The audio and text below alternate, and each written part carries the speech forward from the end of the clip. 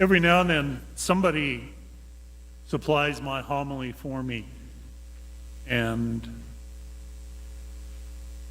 I'm grateful. Feel a little guilty, like I should pay them something, but forget that. No. But in fact, this was what helped me out this week. Was a 16 or 17-year-old high school girl. I have never met her. But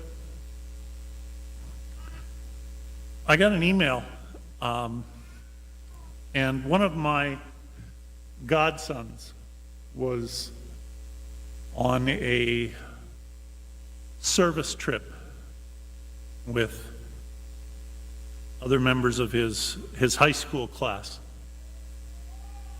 And they went down to LA and were at Skid Row there.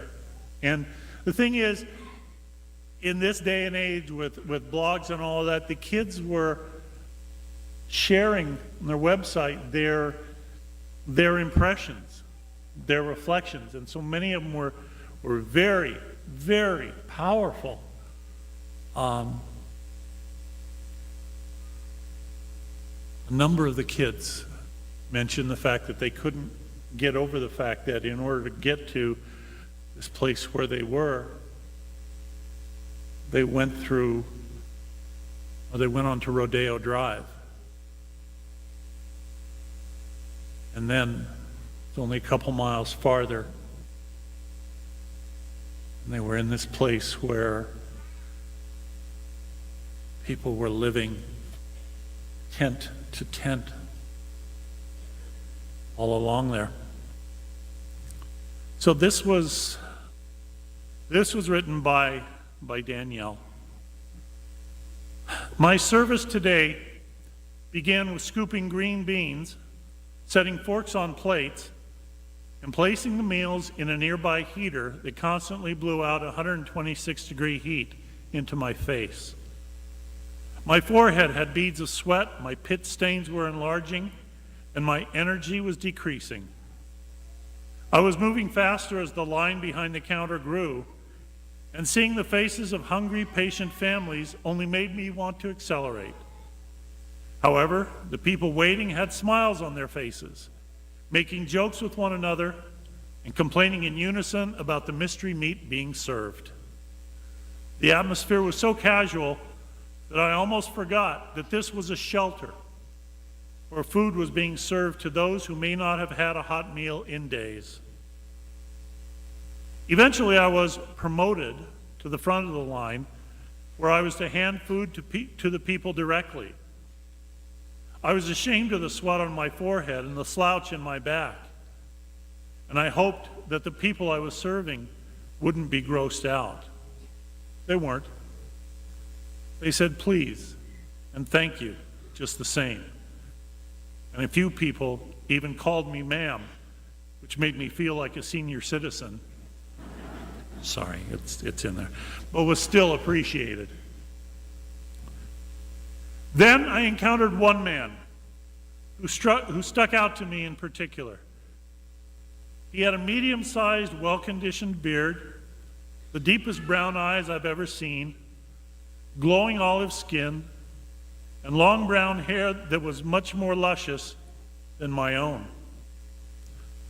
To some, he may have looked like a regular homeless man, or even the average day hipster.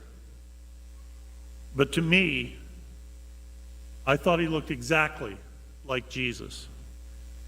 No joke, I'm talking cardboard cutout, Sunday school storybook, animated version of Jesus Christ. Sure, this may have been a coincidence, and sure, he may just be a religious user of Pantene shampoo, but this stranger woke me up in a way. As I handed him a meal with my sweaty hands, and as he said, "Thank you," I couldn't help but make a weird amount of eye contact with him. I legit thought this was the second coming. But then, all of the men, women, and children that followed him also started to remind me of Jesus. In the way they said thank you, or God bless, or the gratitude that showed in their eyes. The warmness in my heart grew. All of a sudden, for the rest of my night, I decided not to work for any other intention or agenda, not for service hours or even a California tan, but purely to serve all as if they were that man, the maybe Jesus.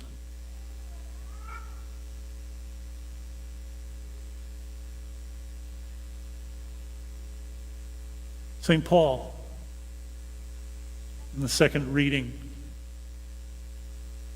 first of all, he complimented the Corinthians and said, "You excel in so many good things. The way you behave in faith, in discourse, knowledge, and the love we have for you. You excel." He said, "May you excel in one more thing as well. Not that others should have relief while you are burdened, but that as a matter of equality, your abundance at the present time should supply their needs."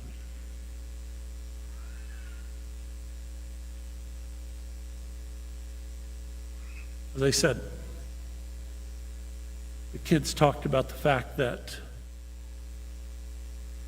they saw little old ladies pushing around a shopping cart with junk in it. Only a couple of miles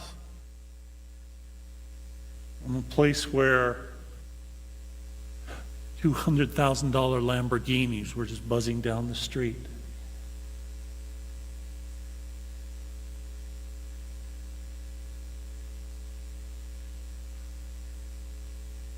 Fourth of July weekend. The words, "We hold these truths to be self-evident, that all men and women are created equal, that they are endowed by their Creator with certain unalienable rights, that among these are life, liberty, and the pursuit of happiness. All, not just a few."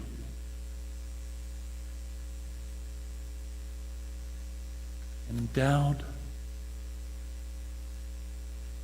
by their Creator, by God, with the right to life,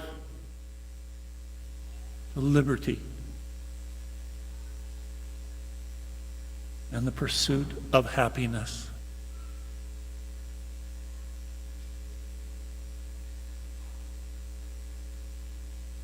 America,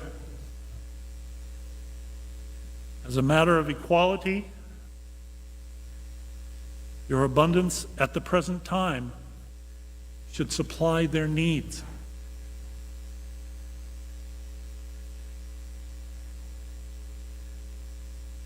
Do we as a country, do we as a nation, do we as a people really care?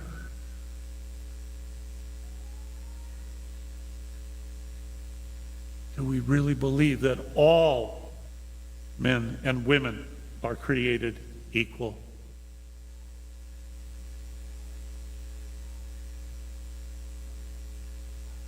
We say, especially in these next few days, we sing, "God bless America."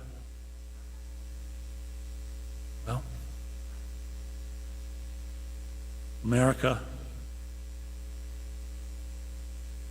what are we doing with the blessings that God has already given us?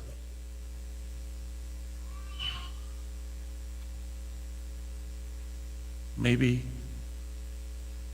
God can bless us even more.